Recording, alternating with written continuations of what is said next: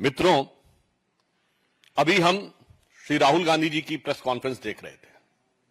उसको देखने के बाद मन में यह विचार उत्पन्न होता है कि गंभीरता और समझदारी क्या कांग्रेस के चरित्र में ही नहीं है? चुनाव के उपरांत यदि वो प्रेस कॉन्फ्रेंस में आए थे तो हम लोगों के मन में यह विचार था कि शायद वो जो उन्होंने गारंटी कार्ड्स दिए थे, अब अनेक राज्यों में उनकी सरकारें हैं, उन्हें ध्यान रखना चाहिए कि वो सिर्फ विपक्ष में नहीं है, अनेक राज्यों में सत्ता में है और कई राज्यों में बहुत प्रबल और प्रचंड बहुमत के साथ सत्ता में है। तो उनमें क्या वो करने जा रहे हैं या करना प्रारंभ कर दिया, उसके बारे में बताएंगे। वो हजारों माताएं और बहनें जो कि इनके उस गारंटी कार्ड के छलावे में आकर ठगी गईं और उत्तर प्रदेश से लेकर कर्नाटक तक के वह चित्र दिखे, कम से कम उनके प्रति कुछ संवेदना व्यक्त करेंगे, कुछ कहेंगे कि खटाखट कुछ उनके अकाउंट में आने वाला है, 8,500 नहीं, कुछ 6,500 ही देने की बात करेंगे। उसका ऐसा कोई उत्तर नहीं दिखा। शायद वो ये बताएंगे कि अपने अपने राज्यों में क्या वो डीजल और पेट्रोल प्रोडक्ट्स के दाम कम करने जा रहे हैं। इसके विपरीत कर्नाटक में दाम बढ़ते हुए दिखाई पड़े।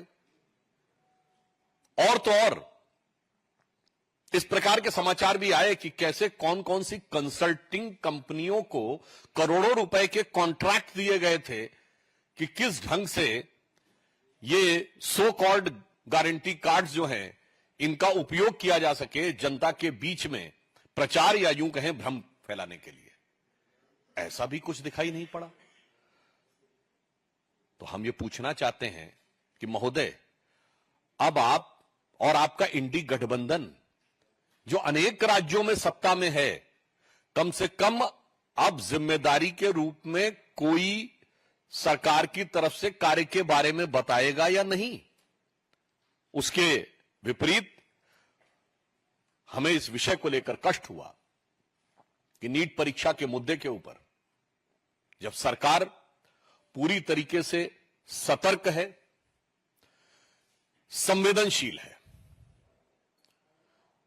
सरकार इस विषय को लेकर संकल्पबद्ध है कि लाखों छात्रों के साथ किसी भी प्रकार का अन्याय नहीं होने दिया जाएगा। इसके लिए सरकार के मन में संवेदनशीलता भी है और सारी परिस्थितियों के ऊपर गहराई से नजर रखने की सतर्कता भी है। और इसमें जो जो लोग संलिप्त पाए जाएंगे उनके विरुद्ध कार्रवाई में कठोरता भी होगी।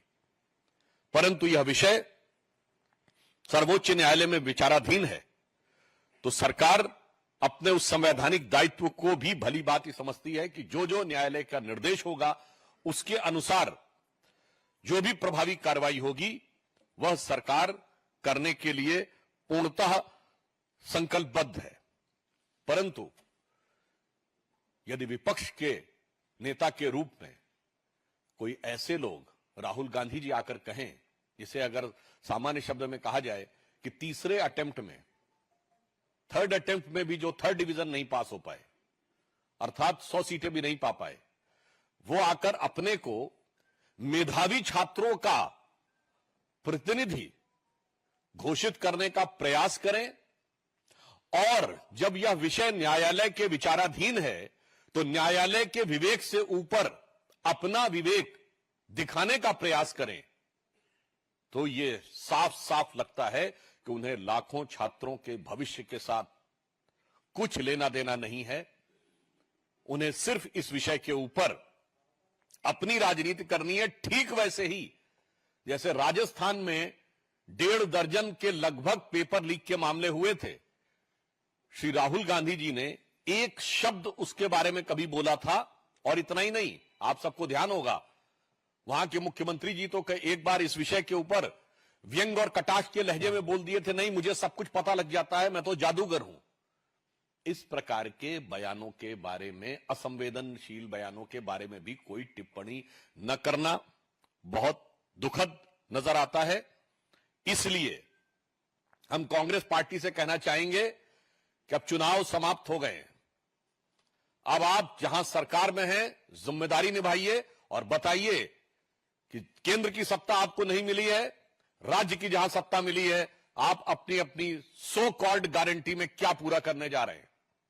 और इस विषय के ऊपर जब मामला न्यायालय में विचाराधीन है, अपने को सुप्रीम कोर्ट से बड़ा साबित करने का प्रयास मत करिए।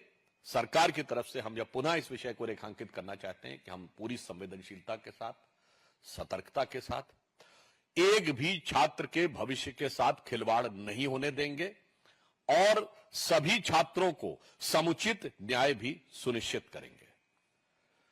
अब हमारे सहयोगी पार्टी के प्रवक्ता श्री शहजाद पूनावाला जी अपने विचार व्यक्त करेंगे। धन्यवाद सुधांशु जी। मित्रों, आज मैं केवल भारतीय जनता पार्टी के राष्ट्रीय प्रवक्ता की हैसियत से आपसे कुछ बातें नहीं रखना चाहता हूं, बल्कि जो लाखों अभ्यर्थी एस्पिरेंट्स हैं और उनके मन में उत्पन्न होने वाले कई सारे जायज सवाल और प्रश्न चिन्ह हैं, उन्हें प्रकट करते हुए मैं अपनी कुछ बातें बड़ी ईमानदारी से आपके सामने रखना चाहता हूं। वैसे हमारे देश में एक ऐसी भी प्रथा है कि 55-56 साल के व्यक्ति को भी चिर युवा माना जाता है, परंतु मैं तो उम्र से 35 साल का हूं और ये एग्जाम देना, शिक्षा में प्रतिभाग लेना, एग्जाम का स्ट्रेस और टॉप भी करना, ये सारी चीजें मेरी जिंदगी का बहुत बड़ा हिस्सा रही भी है और बहुत हाल ही तक ये हिस्सा रही है। इसीलिए ये कोई मेरे लिए कागज थमाकर बोलने वाला विषय नहीं है, बल्कि मैं आपके सामने जो भी बातें रखना चाहता हूं वो बातें मेरे व्यक्तिगत अनुभव है। मुझे याद आता है कि जब हम लोग एग्जामिनेशन देने जाते थे, जिन वर्षों में मैं विद्यार्थी के रूप में जाता था, उस समय यूपीए की सरकार थी, तो पहली बार हमने सुना कि सीए का पेपर लीक हुआ, पहली बार हमने सुना कि बीएड का पेपर लीक हुआ, पहली बार हमने 2006 में देखा एम्स का पेपर लीक हुआ, पहली बार हमने देखा 2009 में लॉ का पेपर लीक हुआ, पहली बार 2011 में AIEEE का पेपर लीक हुआ।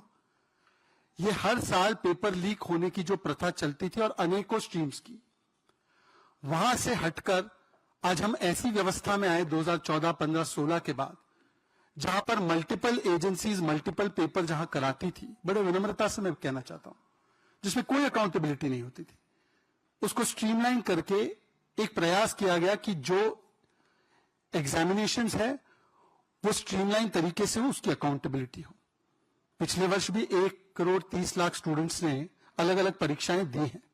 इस वर्ष भी 80 लाख स्टूडेंट्स लगभग ने अलग अलग परीक्षाएं दी हैं। हमने देखा है कि किस प्रकार से सरकार के अनेकों प्रयासों से, ईमानदार प्रयासों से एक्सेस टू एग्जामिनेशन बढ़ा है, क्योंकि रूरल सेंटर्स खोले गए, सेमी अर्बन एरिया में सेंटर खोले गए, गांव तक एग्जामिनेशन देने की व्यवस्था बने। ये प्रयास लगातार किया गया है, क्योंकि एग्जामिनेशन देना कुछ शहरों तक का मामला नहीं हो सकता, गांव और सेमी अर्बन एरियाज में भी यह व्यवस्था होनी चाहिए। 13 भाषाओं में पहली बार परीक्षाएं होने लगी है, ताकि केवल 1 या 2 भाषाओं में सीमित ना रह जाए, बाकी की भाषा बोलने वाले बच्चे भी इसमें प्रतिभाग ले सके। आज उन बच्चों से भी आपको पूछना चाहिए कि वो कितना, मुझे लगता है, संतुष्ट महसूस करते हैं कि आज वो एग्जामिनेशन की प्रक्रिया डेमोक्रेटाइज हुई है, वो प्रक्रिया जो है एक्सेसिबल हुई है। यह भी एक अनुभव है। 26% महिलाओं का पार्टिसिपेशन इन एग्जामिनेशंस में बढ़ा है, यह भी एक अनुभव है। सिलेबस को रैशनलाइज किया गया है ताकि एग्जामिनेशंस आसान हो, ताकि कोचिंग क्लासेस की आवश्यकता ना पड़े और ताकि सभी व्यक्तियों को जो कोचिंग अफोर्ड ना भी कर सके वो भी एग्जाम्स में पार्टिसिपेट कर सके। यह भी एक प्रयास किया गया है और एग्जामिनेशन स्ट्रेस ना बढ़े। मैं ये सारी बातें आपको क्यों बता रहा हूं? मैं ये बातें इसलिए बता रहा हूं कि एग्जामिनेशन सिस्टम पहले जो बहुत ही कम लोगों तक सीमित था, आज उसका दायरा बढ़ाकर उसे डेमोक्रेटाइज करने की पूरी ईमानदार कोशिश की गई है। फिर भी जैसे मेरे वरिष्ठ साथी ने कहा है, बड़े विनम्रता से मैं स्वीकारता हूं, 24 लाख बच्चे अगर किसी एग्जाम में बैठते हैं 4, 5, 6 सेंटर में कहीं पर कुछ अनियमितताएं होती है, उस पर सरकार पूर्ण तरीके से संज्ञान भी लेती है, उस पर जैसे जैसे इंफॉर्मेशन आती है कार्रवाई भी करती है। और ये सरकार का और हमारी पार्टी का ये आश्वासन है आप सभी लोगों को कि जिसने भी अगर कोई भी गलती की होगी तो उसको तो उसका सजा मिलेगी ही, उसको उसका दंड मिलेगा ही अवश्य। आपने देखा होगा कि कल भी प्रोएक्टिवली जब सरकार को पता चला कि नेट के एग्जामिनेशन में कुछ विसंगतियां हो सकती है तो उसको तुरंत तरीके से रद्द करके सीबीआई तक उसकी जांच को सौंप दिया गया। अब मैं आज पूछना चाहता हूं कि जब इस प्रकार से व्यवस्थाएं लगातार बढ़ती जा रही है, आगे बढ़ रही है, तब राहुल गांधी आकर इस गंभीर और संवेदनशील मुद्दे पर, शिक्षा जैसे मुद्दे पर ओछी सियासत करते। मैं तो यूं कहूंगा कि राहुल गांधी प्रतीक है, उनका कल जन्मदिन था, ये वो प्रतीक बन चुके हैं कि केवल उम्र बढ़ने से विवेक का विस्तार नहीं होता। और यदि ऐसा होता तो राहुल गांधी ऐसी गंभीर विषय पर, चाहे तीसरी बार वो फेल हुए चुनाव में, वैसे मैं तो पास हुआ, लाखों अभ्यर्थी भी पास हो रहे हैं, वो तीसरी बार फेल हुए हैं, तो इसका मतलब यह है कि वो मध्य प्रदेश और गुजरात के युवाओं को गालियां बकेंगे। आपने उनका स्टेटमेंट देखा होगा, उन्होंने कहा कि गुजरात और मध्य प्रदेश एपिसेंटर है। आपको अगर किसी एग्जामिनेशन में कोई कमी लगती है राहुल जी, आप सांसद हैं, आप वरिष्ठ हैं आपकी पार्टी के, तो आप उस एग्जामिनेशन की खामियां निकालिए ना। पर उस खामी को निकालते निकालते या मोदी के खिलाफ आपकी कोई वैमनस्य होगी, मानसिक आपका कोई विरोध होगा, तो आप मध्य प्रदेश और गुजरात के युवाओं पर इतना बड़ा कुटाराघात करते हैं कि एपिसेंटर है, मतलब वहां पर कोई भी एग्जामिनेशन ठीक नहीं होती। आप सोचिए कि पूरे देश में जब हमारे मध्य प्रदेश और गुजरात के युवा किसी भी हिस्से में जाएंगे तो लोग तो उनको बोलेंगे तुमने तो एग्जाम ऐसे ही पास कर ली होगी चीटिंग करके, तुम तो वो पेपर लीक वाले स्टेट से आ गए ना। और अगर एपिसेंटर किसी को बुलाना है पेपर लीक का, तो बड़े ही स्पष्टता से कहूंगा कि ये पेपर लीक की पूरे देश में अगर कोई जननी है तो वो कांग्रेस पार्टी और उसकी राजस्थान की अशोक गहलोत जी की सरकार थी। राहुल गांधी जी, आप भारत जोड़ो यात्रा की बात कर रहे थे ना। भारत जोड़ो यात्रा में जो राजस्थान में 20 पेपर लीक हुए इनके शासनकाल में, 20, और उन 20 पेपर्स के लीक करने के पीछे जो मास्टरमाइंड थे वो राहुल गांधी के साथ भारत जोड़ो यात्रा में चलते थे। मैं बड़े गंभीरता से कह रहा हूं, मैंने राजस्थान में बहुत काम किया है, राजस्थान चुनाव देखे, राजस्थान के हर एक पत्रकार को पता है मैं किसकी बात कर रहा हूं। राजस्थान में जो पेपर लीक का मास्टरमाइंड था सुरेश ढाका, उसके वकील के रूप में कौन गया था? राहुल गांधी जी। मैं आपसे पूछना चाहता हूं, मैं नहीं पूछता, आज ये मुद्दा बच्चों की शिक्षा को लेकर था, इसमें सियासत नहीं आनी चाहिए थी, पर क्योंकि आपने मध्य प्रदेश, आपने गुजरात, आपने अनेकों प्रदेशों के युवाओं को अपमानित किया, तो आज मैं उन युवाओं की ओर से सवाल पूछ रहा हूं, सुरेश ढाका का लॉयर बनकर कौन गया था? पेपर लीक के मास्टरमाइंड को राजस्थान में कौन संरक्षण दे रहा था? ये तो आपके कुछ साथी आपके पार्टी के ही बता पाएंगे। और मुझे लगा कि कम से कम आज जब राहुल गांधी जी प्रेस वार्ता करने आएंगे तो कम से कम इस बात पर स्पष्टीकरण देंगे कि उनकी बहन जो उनकी सीट पर लड़ने जा रही है वो झूठ फैलाने पर इतनी आतुर क्यों है। 10 जून को प्रियंका वाड्रा जी ने एक ट्वीट किया था जिसमें कि अभ्यर्थी के रूप में आयुषी पटेल को दिखाया गया था, जिन्होंने कहा कि हमारी ओएमआर शीट को फाड़ दिया गया है, हमारे 725 मार्क्स आए हैं, परंतु ये जो लोग हैं हमें मार्क्स नहीं दे रहे हैं, हमारे साथ अन्याय कर रहे हैं। इस पूरे वीडियो को बनवाया गया और कांग्रेस पार्टी और उसकी जमात और इकोसिस्टम ने इसको वायरल कर दिया। ये क्यों किया गया उस समय तो समझ में नहीं आया, पर पिछले 2 दिन की घटनाक्रम से अब समझ में आ रहा है। कल मित्रों आपको शायद पता चला होगा, और मैं बड़े गंभीरता से कह रहा हूं, कल हाईकोर्ट ने आयुषी पटेल की याचिका को खारिज करते हुए कहा कि आयुषी पटेल ने जो दावे किए थे वो सारे दावे झूठे ही थे, परंतु जो कोर्ट में दस्तावेज भी सबमिट किए गए थे वो भी फर्जी और फर्जीवाड़ा के तहत किए गए थे। तो इसीलिए उनके ऊपर कानूनी कार्रवाई, और उनके साथ जिन्होंने भी इस झूठ को फैलाया है उस पर यह कानूनी कार्रवाई करने के लिए तमाम एजेंसी स्वतंत्र है। पर समझ नहीं आ रहा था कि यह झूठ फैलाने का मकसद क्या हो सकता है प्रियंका वाड्रा का। यह प्रायोजित वीडियो बनाना एक व्यक्ति से जिसने 3 साल पहले कहा था कि मैंने कोविड का वैक्सीन निकाला है, मेरे पास कोविड वैक्सीन का फॉर्मूला है, यह मेरे समझ में नहीं आया। और फिर कल जैसे ही समाचार पत्रों ने यह दिखाने की शुरुआत की कि जो नीट में जो पूरी बातें निकल कर आ रही है बिहार से, उसमें तो आरजेडी का बहुत बड़ा हाथ है, उसमें तो आरजेडी का बहुत बड़ा एक कॉन्स्पिरेसी है। और तब समझ में आया कि आरजेडी के जो ये तार लगातार नीट की विसंगतियों के साथ जुड़ते जा रहे हैं, उससे ध्यान स्ट्रेटेजिकली भटकाने का और फिर किसी तरीके से अन्य एजेंसीज या केंद्र सरकार पर इसका पूरा ठीकरा फोड़ने का यह सुनियोजित ढंग से किया हुआ षड्यंत्र था। आज क्या सामने निकल कर आया है?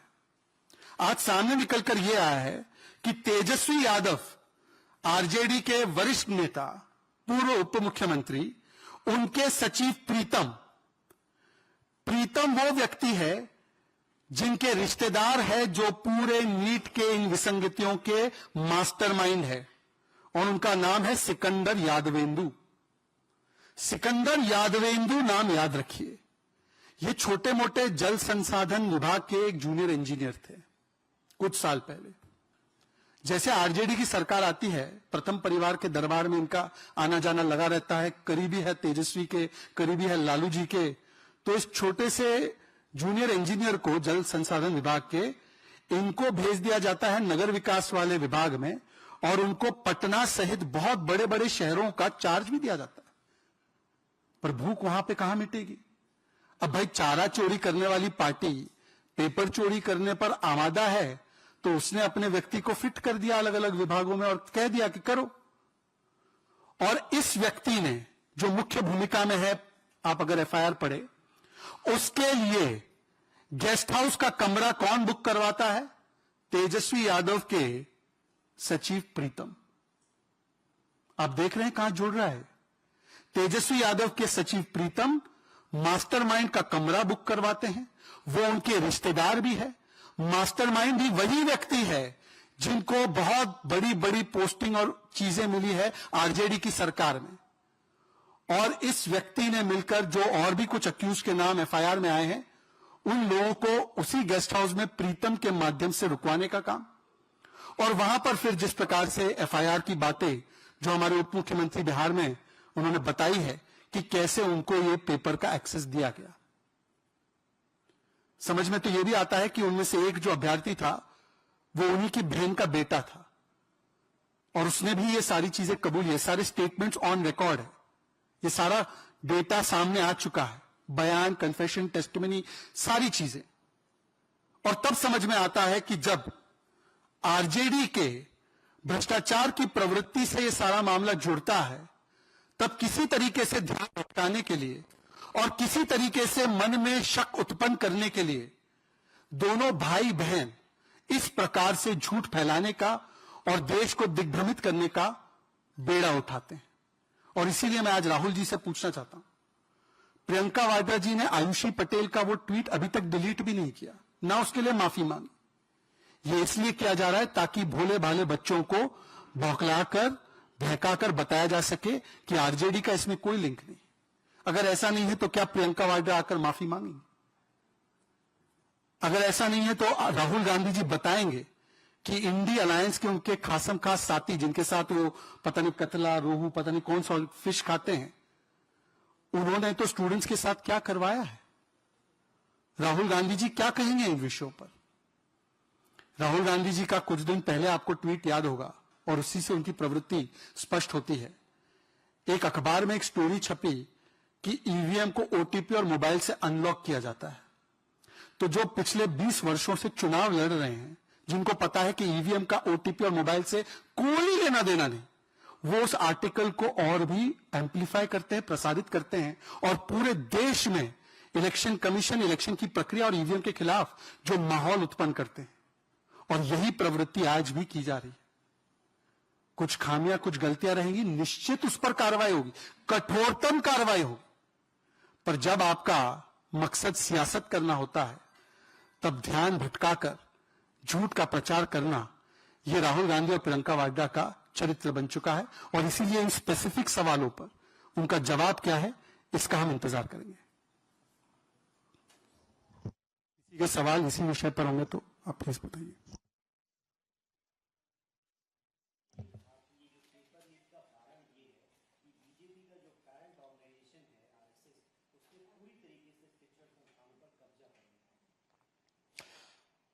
इस संदर्भ में जांच का निष्कर्ष आने से पहले अपने निष्कर्ष देने के पीछे राहुल गांधी जी का मंतव्य क्या है, ये स्पष्ट करना चाहिए। यह मन में संदेह उत्पन्न करता है कि कहीं ऐसा तो नहीं कि जो संभावित अपराधी पकड़े जाने की संभावना हो, उनको डाइवर्ट करने के लिए राजनीतिक रंग दिया जा रहा है। अन्यथा जब विषय न्यायालय में विचाराधीन है, जांच एजेंसियां जांच कर रही हैं, तो यह कांग्रेस की पुरानी फितरत, जो आतंकवाद और अपराध से लेकर किसी भी विषय के ऊपर जांच का निष्कर्ष आने से पहले ही अपना निष्कर्ष ड्रॉ कर लेते हैं, यह उसी का प्रतीक है। और यह एक गहरा संदेह पैदा करता है कि जो रियल कल्प्रिट्स हैं, उन तक यह विषय पहुंचे और उससे पहले हम इस विषय को राजनीतिक रंग देने का प्रयास कर लें, तो यह प्रकारांतर से इनडायरेक्टली उन कल्प्रिट्स के लिए एक बचाव का रास्ता निकालने के प्रयास हो सकता है। अन्यथा मैं उनसे पूछना चाहता हूं, कोर्ट के निर्णय और जांच के निष्कर्ष से पहले वो किस आधार पर बातें बोल रहे हैं। और एक और बात मैं कहना चाहता हूं, भ्रम फैलाना इनका सदैव से कारण रहा है। याद करिए 3 साल पहले बच्चों के विषय को लेकर, इस प्रकार के संवेदनशील विषय के ऊपर इस तरह की राजनीति से बाज आना चाहिए। याद करिए अप्रैल 2021, जिस समय कोविड की सेकेंड वेव चरम पे थी, इन लोगों का ऑफिशियल बयान था और ट्वीट्स भी अवेलेबल हैं कांग्रेस नेताओं के, जिन्होंने कहा बच्चों का वैक्सीन मोदी सरकार ने विदेश भेज दिया। जबकि कोई जाके चेक कर सकता, अप्रैल 2021 तक बच्चों का कोई वैक्सीन नहीं था। यहां तक कि दुनिया में भी बच्चों का कोई वैक्सीन नहीं बना था। इसलिए बच्चों के विषय के ऊपर भ्रम फैलाकर संवेदनहीनता के साथ ओछी राजनीति करने का जो उनका चलन है, वही इसमें दिखाई पड़ रहा है। सर, आपने कहा कि सरकार जो है इसको लेकर काफी संवेदनशील है और स्ट्रिक्टेस्ट पॉसिबल एक्शन जो वो लिए जाएंगे। उन छात्रों को जो 9 लाख छात्र निकले घर से गर्मी में पेपर देने के लिए, 3 से 6 का समय भी था पेपर देने का, पेपर कैंसिल हो जाते हैं, एग्जामिनेशन कैंसिल हो जाते हैं, उनको सरकार की तरफ से, पार्टी की तरफ से, आप क्या कहेंगे? देखिए, सरकार संवेदनशील है, इसका प्रमाण यह है कि जैसे ही कुछ विषय पे संदेह उत्पन्न हुआ तो नेट की परीक्षा को कैंसिल कर दिया गया। और सिर्फ कैंसिल ही नहीं किया गया, उसकी जांच देश की सर्वोच्च इन्वेस्टिगेटिव एजेंसी, सबसे बड़ी जांच संस्था सीबीआई को दे दी गई। यह सरकार की संवेदनशीलता का प्रमाण है। जहां तक नीट की परीक्षा की बात है, तो हमने बहुत स्पष्ट कहा, एजेंसीज भी जांच कर रही हैं और मामला न्यायालय में विचाराधीन है। इसमें हमारे शिक्षा मंत्री जी स्पष्ट रूप से कह चुके हैं, यदि प्रक्रिया में किसी प्रकार के संशोधन की आवश्यकता होगी तो प्रक्रिया में संशोधन करेंगे। जांच में जो लोग संलिप्त पाए जाएंगे उनके विरुद्ध कठोर कार्रवाई करेंगे। तो सरकार का मंतव्य और न्यायालय का जो निर्देश होगा उसका अक्षरशः पालन करेंगे।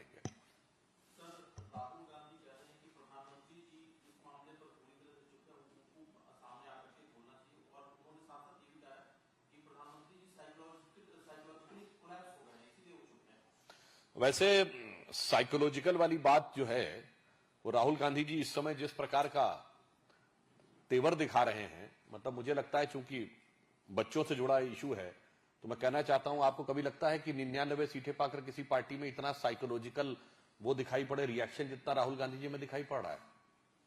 मतलब 3 बार से कुल मिला के उतनी सीटें नहीं आई हैं जितनी हमारी इस बार आई हैं। इसके बावजूद और हम ये कहते हैं कि हमारे चेहरे पर वो चमक नहीं है, क्योंकि अंतर क्या था कि जैसे एक बच्चा है जिससे एक्सपेक्टेशन होता है कि उसको डिस्टिंक्शन मार्क्स मिलने चाहिए और डिस्टिंक्शन नहीं मिला तो वो संतुष्ट नहीं रहता है, और एक बच्चा लगातार 0 के आसपास नंबर पाके फेल हो रहा था तो वो थोड़ा पहुंच गया, किसी तरीके से फेल ही हुआ, मगर नंबर बढ़ गए तो उसके मन में खुशी ज्यादा होती। मुझे लगता है साइकोलॉजिकली तो उन्हें इस बात को देखना चाहिए। और मैं कहता हूं, बच्चों की साइकोलॉजी के साथ खिलवाड़ करने का प्रयास मत करिए। यही आपने अप्रैल 2021 में किया था बच्चों के वैक्सीन के नाम पे। यही साइकोलॉजी का आप लोगों ने खिलवाड़ किया था इस समय जो आप परीक्षा के नाम पे कर रहे हैं। अन्यथा वो ये बता दें कि before the decision of the court and before the conclusion of the investigating agencies by which psychological parameter he is able to draw any inference, मतलब उन्हें इंट्यूशन हो रहा है कि इंफॉर्मेशन है, पहले ये बता दें। कुछ इल्हाम हो रहा है क्या उनको कि पहले ही बता देते हैं।